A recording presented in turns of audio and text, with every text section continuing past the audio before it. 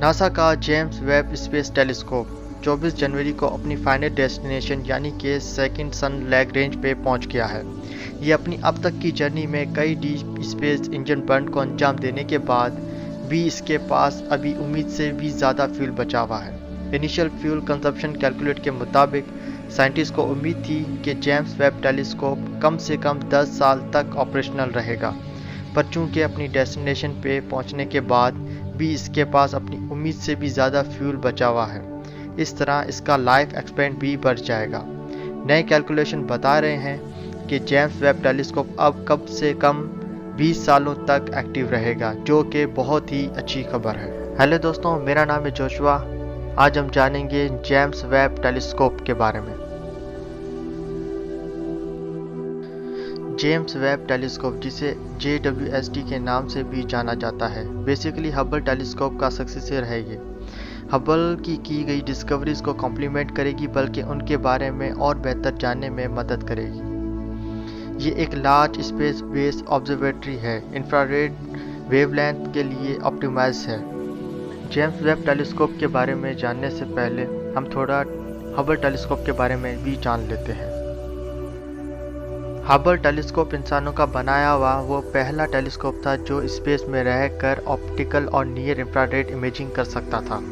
इसने अपनी 25 साल में एस्ट्रोफिजिकल साइंस में कई गेम चेंजिंग डिस्कवरीज की। इसकी मदद से कई एक्सोप्लैनेट्स को एनालाइज किया, कई सुपर मैसिव ब्लैक होल्स ढूंढे, गैलेक्सीज को आपस में टकराते, घूमते और मर्ज होते हुए भी देखा। अगर साफ अल्फाजों में कहा जाए, जो भी हमें पता है स्पेस के बारे में वो हबल की बदौलत है। लेकिन हबल में एक कमी थी, वो ये थी स्पेस में कुछ हिस्सों को सही नहीं देख सकती थी। इसीलिए ज़रूरत पड़ी जेम्स वेब टेलीस्कोप की। जेम्स वेब टेलीस्कोप, ये magnification telescope NASA, European space agency और कैनेडियन स्पेस एजेंसी का जॉइंट एडवेंचर है। जेम्स वेब टेलीस्कोप ये कैसे काम करेगा और हबल से किस मामले में अलग है, आइए जानते हैं।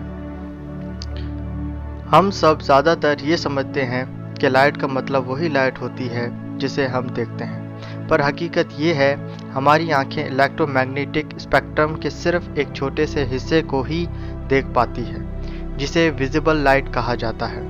विजिबल लाइट के अलावा इलेक्ट्रोमैग्नेटिक स्पेक्ट्रम बाकी के उन सभी तरह की लाइट्स को रिप्रेजेंट करता है जो इस यूनिवर्स में तो है, मगर हमारी आंखें उन्हें नहीं देख सकती।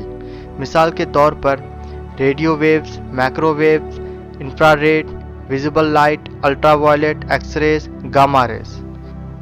इलेक्ट्रोमैग्नेटिक स्पेक्ट्रम में मौजूद ये इलेक्ट्रोमैग्नेटिक रेज अलग अलग तरीके से प्रोड्यूस होते हैं और मैटर एस्ट्रोनॉमिकल ऑब्जेक्ट से भी अलग तरीके से इंटरेक्ट करते हैं। इसीलिए ये हमें कॉस्मिक ऑब्जेक्ट के बारे में अलग अलग मालूमात देते हैं। टेलीस्कोप को इस तरह डिज़ाइन किया जाता है कि इलेक्ट्रोमैग्नेटिक स्पेक्ट्रम के पोर्शन को कैप्चर कर सके, ताकि हम वो भी देख सकें जो हमारी आंखें नहीं देख सकती, क्योंकि आज हम स्पेस टेलीस्कोप की बात कर रहे हैं।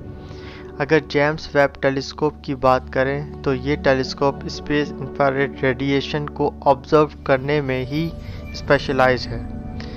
ये लो टेम्परेचर में रहकर कॉस्मिक से बनने वाली रेडिएशन को भी कैप्चर करेगा। ये 0.6 माइक्रोमीटर से लेकर 28 माइक्रोमीटर की वायलेंट की रेंज में सेंसिटिव होगा।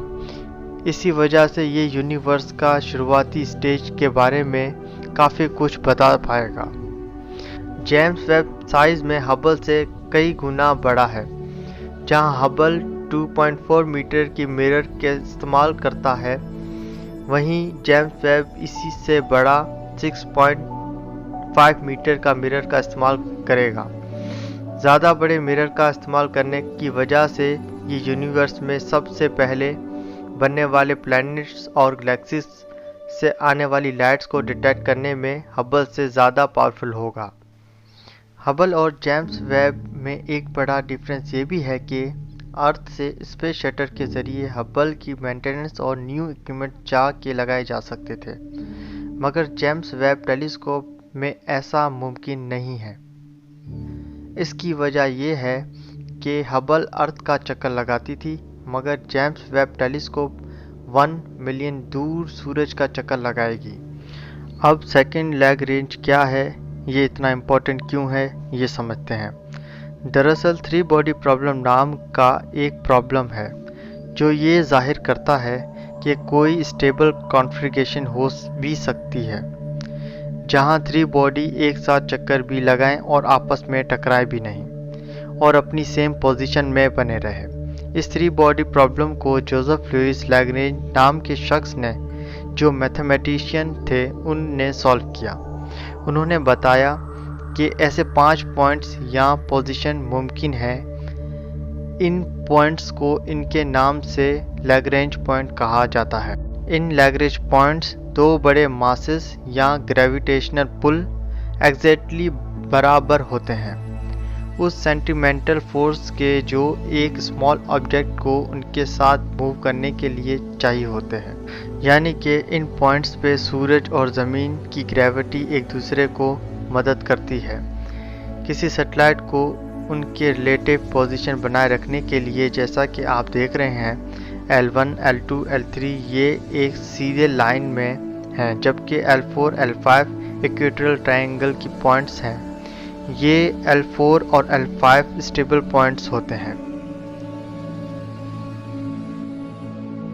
जेम्स वेब टेलीस्कोप कितनी दूर तक देख सकता है? क्या ये फ्यूचर में देख सकता है?